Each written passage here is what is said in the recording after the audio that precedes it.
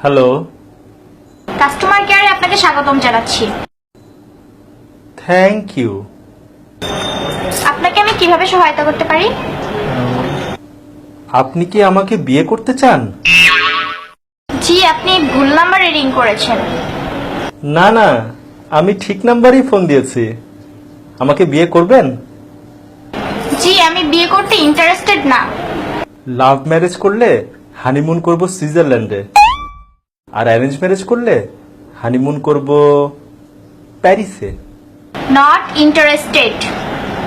Court marriage করলে 10,000 টাকায় বিয়ে করতে পারেন, আর যদি নর্মাল ম্যারেজ করেন তাহলে 20,000 টাকা।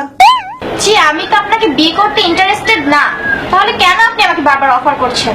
বিয়ে করলে প্রতি সপ্তাহে আপনাকে সিনেমা দেখাতে নিয়ে যাওয়া হবে। আপনি বুঝেন না আপনাকে আমি বিয়ে করতে ইন্টারেস্টেড না।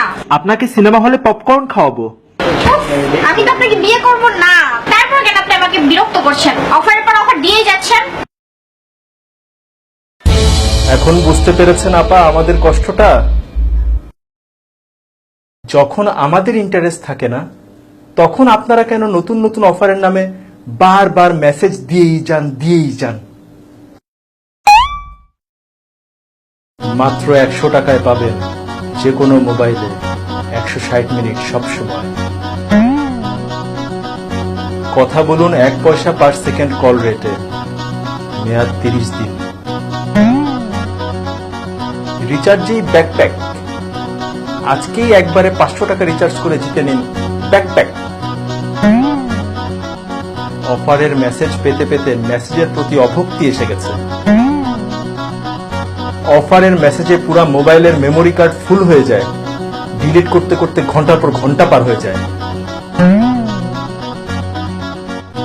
ফ্যামিলি অ্যান্ড ফ্রেন্ডস এর ইম্পর্টেন্ট মেসেজ আসলেও মনে হয় যে এটা বোধহয় অফারের মেসেজ, এই মনে করে মেসেজ আর চেকও করা হয় না।